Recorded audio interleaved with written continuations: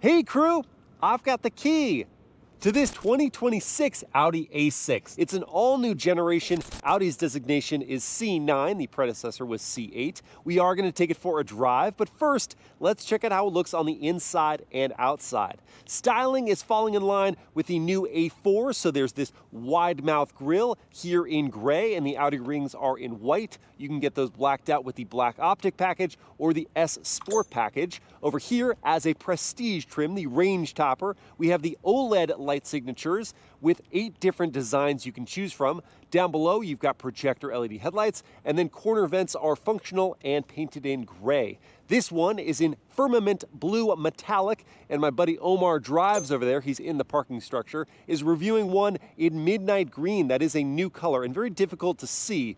It looks black most of the time. Getting to the side, coming around the side, as standard, the A6 has 19-inch wheels. These are the upgraded 20s, and I like the two-tone finish of these. They match the bright work seen on the window trim and for the Audi rings. They're wrapped up in all-season tires, 255 section front and rear. My opinion on the rest of the profile is mostly positive. I do like the long hood, that dash to axle ratio, making it look cab rearward and therefore rear wheel drive and sporty. It is of course still quattro all-wheel drive. Not sure how I feel about the gaps instead of traditional door handles. Your hands just slot into those. It doesn't look as finished to me. Getting to the back end, here is where it softens in the exterior relative to the C8 predecessor with that roundedness. Now what is cool is that they've managed to consolidate all of the core taillight functions in these little areas off to the side. That means all the other lights you're seeing, like the taillight bar and the OLEDs above that, which can change just like the DRLs up front, are all accessory. And down low is a larger gray painted diffuser with this alu optic strip and 2 rectangular exhaust ports. Though I do still think this new A6 looks better than the BMW 5 Series or Mercedes-Benz E-Class, the roundedness doesn't work as well for me as the sharper creases of the predecessor, even when it's painted in a Scary blue with the S Sport package and its 21-inch wheels. They have one for us here to see. My question for you is which design you prefer, the older model or the new one? Let me know in the comments and let's check out the interior. Opening up and looking inside at this beige leather interior with perforated seats that are heated as an option. On the doors, we have leatherette with contrast stitching, sunshades with prestige, open pore wood trim, padded for your armrest, hard touch plastics down low, and there is a Bang & Olufsen 3D sound system with speakers in the headrests, also on the prestige trim. Closing up that door, nice solid thud, and I do have headroom for me at 6 feet tall with my head back on that headrest and knee room behind my own seating position. Foot pockets are a little narrow, but I can barely slide my feet under to reduce the knee angle. And here I've got 2 USB-C ports and a 4-zone climate control system when the car is on. That is also optional. 3-zone is standard. There is also an armrest that comes down with cup holders and nice padding. Back seats, get the thumbs up from me. Let's check out the front next. On my way up there, I'll point out that the Prestige cars get soft closed doors, so you don't have to slam them shut. And that giant glass roof buys the front passengers 2 extra inches of headroom compared to the predecessor. And it's got liquid crystal technology to create these different patterns that give some passengers light and the others shade. On the doors, there are physical window switches. I'm glad to see that with auto one-touch up-down. This whole panel then controls your headlights, your door locks, your mirror adjustments, and your seat memory. It's very congested and it just doesn't look as good as the old physical controls. Down here, you do have one of those controls for the powered trunk that is standard, and inside there's 13.6 cubic feet of space. It's very large. If you need more room, you can fold down the rear seats 40-20-40, but you have to go around to the rear doors and release those. Why there isn't a release down here in the back, I'm not entirely sure. Up front is the biggest styling difference for the interior because we've got screens, a lot of them. You've got a large digital gauge cluster, there's a head-up display as an option on Prestige, and then this 14-inch touchscreen infotainment along with an optional passenger display, which I can't see as the driver by design, but the passenger can see and use. Here, the infotainment is a little convoluted. However, you can customize it to be easier to use, like holding these icons and then changing them out for certain hotkey functions you want. The climate control, yes, it's not a separate display now, but these always stay visible so you don't have to hunt around in menus to go adjust the climate. And these over here off to the side, again, you can change as favorites. And then down below, we've got 2 USB-C ports, a wireless charging pad, a ton of gloss black, which, if you know my videos, I don't like this material at all. It smudges, it scratches, it collects dust. It looks terrible after just a few months of ownership. You do have 2 cup holders, and the gear selector has been shrunken to just be this little nub that goes forward or backward. Guess I need to start the car so it doesn't die. Okay, I think we're good.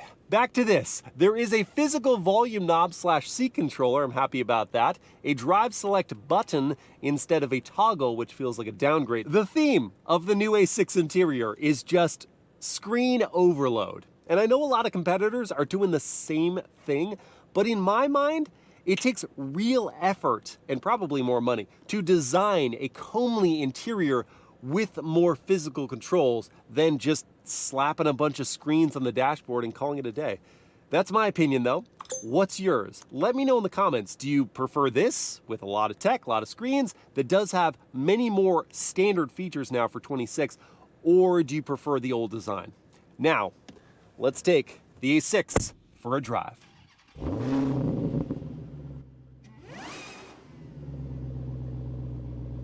So let's fire it up again. Hey cabin crew, thanks for joining for this first drive in the 26 Audi A6. I'm gonna throw on my seatbelt first before I hit the drive select button and choose the comfort drive mode. Then I'll pull the gear selector forward into reverse. That prompts the high-res camera system with our trajectory lines. I'll back on out of here before pulling the gear selector towards me for drive. And then since I have the room, I'm gonna do a turning radius test lined up straight, then turn that wheel hard and see if I can make it around without making contact with planters and poles. Thank you, front-facing camera.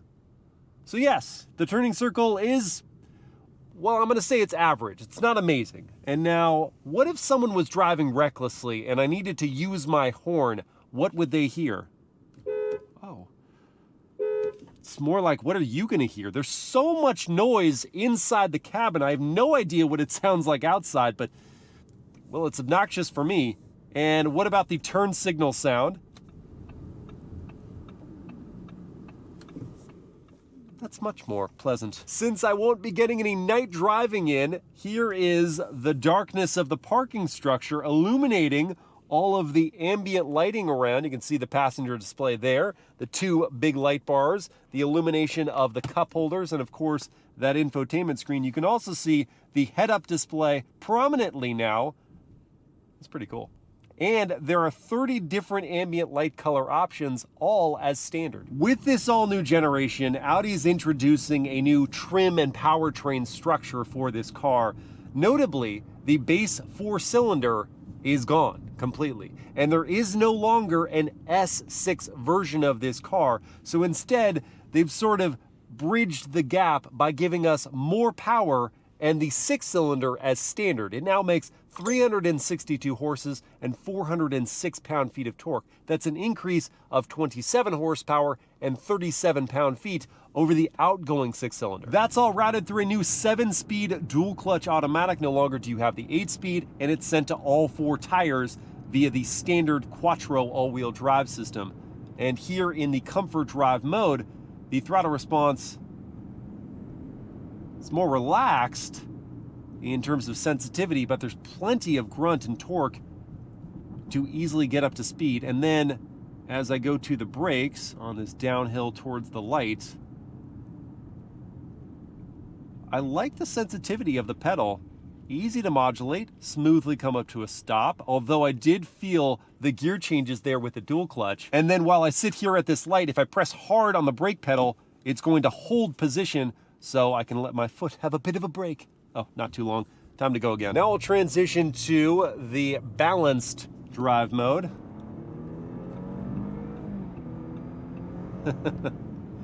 I did go foot to the floor there, so I got all of the power at my disposal, but kind of rolling onto it here, just slightly more perky with that response.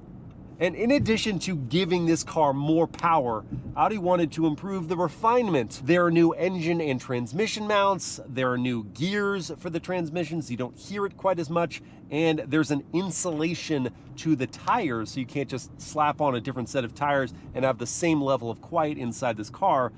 But the changes they have made do seem to work. I mean, I'm not going really fast, but so far it has felt very zen. And enhancing that feeling of relaxation is this adaptive air suspension that you get with prestige package cars.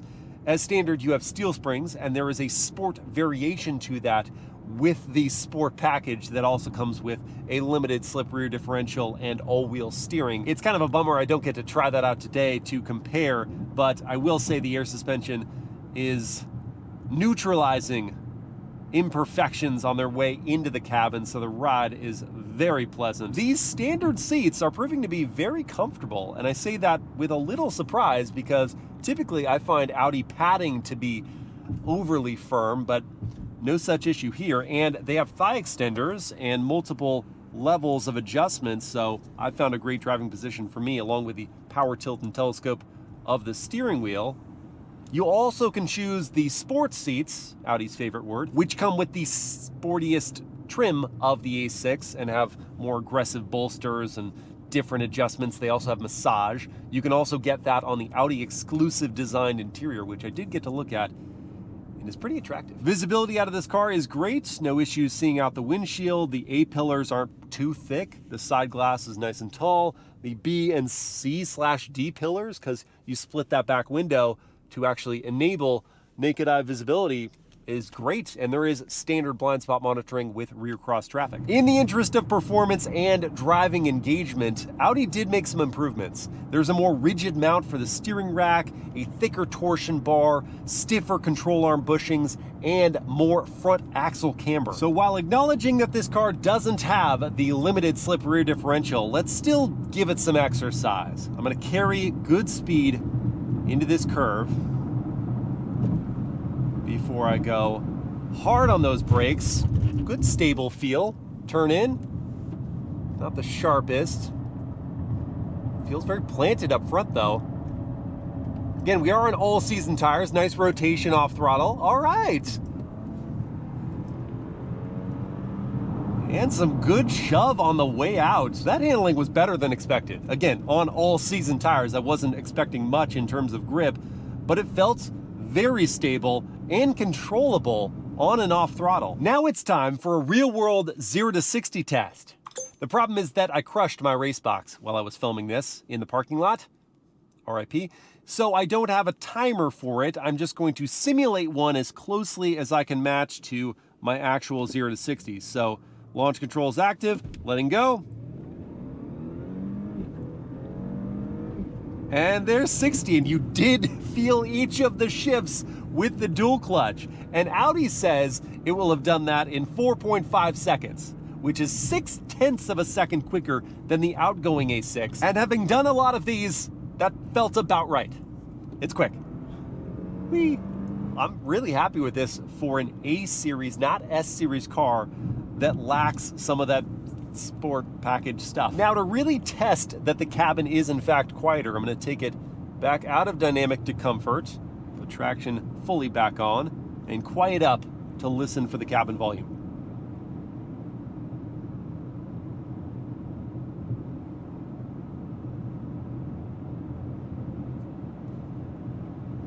Wow. Yes, now I can hear that Jeep Wrangler a little bit, and as I go over this concrete slab, tire noise is more audible, but everything is fairly subdued. There are some driving assistance features as standard, like adaptive cruise control, but this car also has steering assistance, so let me turn on adaptive cruise first, adjust my following distance to maintain the gap to that Wrangler in front of me without me needing to touch the throttle or brake, and then I'll turn on the steering assist, so it's going to stay in the center of the lane even on a curve like this one, but it's not really a hands-free highway driving system. I'm not sure why Audi hasn't caught up with that yet. when its competitors have, but it's gonna want my hands back on the wheel at a certain point. This is just for demonstration. There we go. Please take over, there you are. But very helpful for a commuting environment or a road trip situation too. Let's talk price and fuel economy now. So the EPA rates this car at 20 mpg in the city, 29 on the highway, and 23 combined.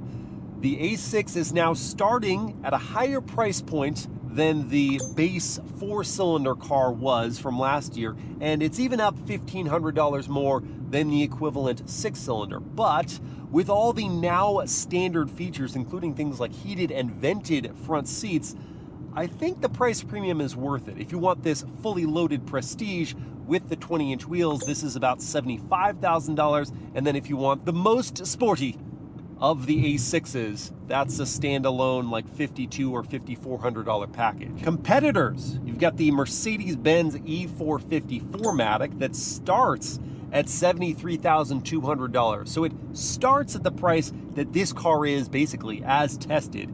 It does make a touch more power, 375 horses, and it gets to 60 a tenth of a second quicker at 4.4 seconds with 2 more combined mpg. And then you have the BMW 540i xDrive that starts at $68,100. It makes the same 375 horsepower as the Mercedes-Benz, gets to 60 in the same 4.4 seconds, but gets 28 combined mpg. So here's my verdict.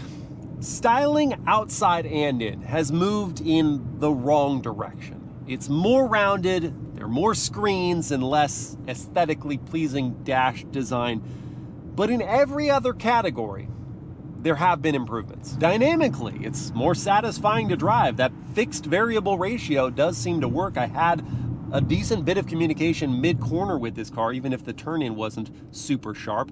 The ride is better, and I mean, this is talking through the adaptive air suspension. I'm not sure what the standard steel springs feel like. There's more standard power. It's quieter inside this car. And thematically, I think it walks the line well as a performance luxury sedan that is potent and capable and yet relaxing to drive day in and day out. Would I have it over an E-Class or a 5 Series?